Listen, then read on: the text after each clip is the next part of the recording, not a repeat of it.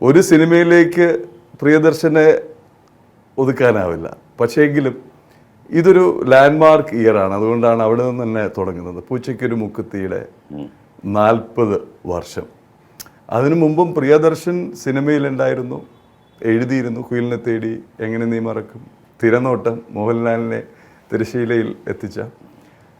ഈ പൂച്ചയ്ക്കൊരു മൂക്കുത്തി സംവിധാനം ചെയ്യാനിടയായ സാഹചര്യം, പൂച്ചയ്ക്കൊരു മൂക്കുത്തി എങ്ങനെയുണ്ടായി? കാര്യം ഒരുപാട് കാര്യം അതേക്കുറിച്ച് തന്നെ ചോദിക്കാനുണ്ട്. അത് ശരിക്കും പറഞ്ഞാൽ ഈ നിമിഷം നമ്മൾ ആദ്യം ആലോചിക്കുന്ന വെച്ചാൽ 40 വർഷം, 97 സിനിമകൾ, 450-ൽ പരം പരസ്യചിത്രങ്ങൾ, പിന്നീട് ഡോക്യു ഡ്രാമാസ്, പിന്നെ ഈവൻറ്റ്സ്. ഒരു വലിയ യാത്രയാണ്. എൻ്റെ ആദ്യത്തെ മയിൽക്കുറ്റിയാണ് പൂച്ചയ്ക്കൊരു മൂക്കുത്തി. ഇത് തുടങ്ങുമ്പോൾ ഉള്ളൊരു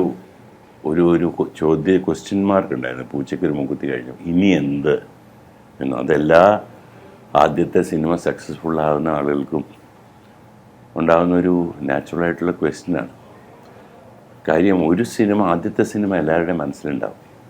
അത് കഴിഞ്ഞ് എവിടെ വരെ എത്തും, എവിടെ പോയി നിൽക്കും എന്ന് ഒരു നിശ്ചയം ആർക്കുണ്ടാവില്ല. അത് ശരിക്കും പറഞ്ഞാൽ ഈശ്വരനോട് നന്ദി പറയുന്നു, ഇവിടെ കൊണ്ട് ഇപ്പം ഇരുന്ന് നമുക്കിങ്ങനെ സംസാരിക്കാൻ പറ്റുന്നു എന്നുള്ളത്.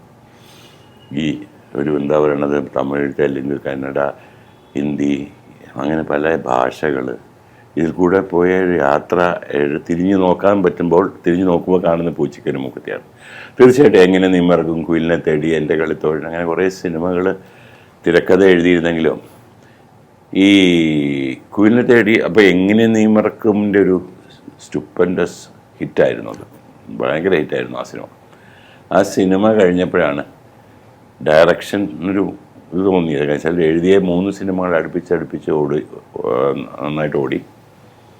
അപ്പോൾ തീർച്ചയായിട്ടും ആദ്യം താങ്ക്സ് പറയേണ്ടത് സുരേഷിനാണ്. സുരേഷ് എൻ്റെ അടുത്ത് പറഞ്ഞു, നീ എഴുതണ്ട, നീ ഡയറക്റ്റ് ചെയ്യാം. ഞാൻ പറഞ്ഞു, ആര് തരും പടം ഡയറക്റ്റ് ചെയ്യാൻ? അത് നമുക്ക് സംസാരിക്കാം. അങ്ങനെയാണ് നമ്മൾ കൊല്ലത്ത് പോയി നമ്മുടെ റെഡ്ഡിയാരെ കാണുന്ന അദ്ദേഹത്തിനെ കാണുന്നു. അദ്ദേഹത്തിനെ കണ്ടു കഴിഞ്ഞ് ഇപ്പോഴും അദ്ദേഹം പറഞ്ഞു, പ്രിയദർശൻ എഴുതട്ടെ, ശശികുമാർ ഡയറക്റ്റ് ചെയ്യട്ടെ എന്ന് പറഞ്ഞു. അപ്പോൾ സുരേഷ് നന്നായിട്ട് നിർബന്ധം പിടിച്ചു. ഇല്ല സാർ, ഈ 3 സിനിമ അവൻ എഴുതിയതാണ്. അത് പാർട്ടിലി അവൻ ഡയറക്റ്റ് ചെയ്തിട്ടുമുണ്ട്, പിന്നെ നവോദയയിൽ വർക്ക് ചെയ്ത പരിചയമുണ്ട്, അങ്ങനെയുള്ള പരിചയങ്ങളൊക്കെ ഉണ്ടെന്ന് പറഞ്ഞിട്ട് വിശ്വസിപ്പിച്ചാണ് അദ്ദേഹത്തെ. സുരേഷ് ഒരുപാട് കഷ്ടപ്പെട്ടു. അത് എനിക്ക് അങ്ങനെ ഒരു ഫസ്റ്റ് സിനിമ ഡയറക്ഷൻ എന്നുള്ളൊരു ഇത് എഴുത്തും കഥയും സംവിധാനം എല്ലാം കൂടെ എന്നെ ഏൽപ്പിക്കുക എന്ന് പറയുന്നൊരു വലിയ റിസ്ക് ഉണ്ട്. ആ സമയത്ത് ഒരു ന്യൂ ഡയറക്ടർ എന്ന് പറയുന്നത് ഇപ്പോഴും പലപ്പോഴും ഇന്നൊന്നും ഒരു ന്യൂ കമേഴ്സിന് ആ പ്രയാസമില്ല.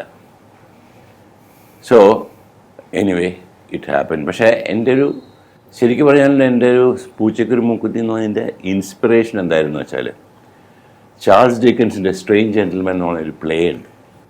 അത് ARL ഞാനത് നാടകമാക്കി. ഞാൻ ARL വർക്ക് ചെയ്യുന്ന സമയത്ത് നാടകമാക്കിയിരുന്നു. ഓക്കെ. അത് ഡിക്കൻസ് പ്ലേ എഴുതിയ കാര്യം പലർക്കും അറിയില്ല. അതെ. അപ്പോൾ അദ്ദേഹത്തിൻ്റെ ആകെയുള്ള ഒരു പ്ലേ ആണിത്.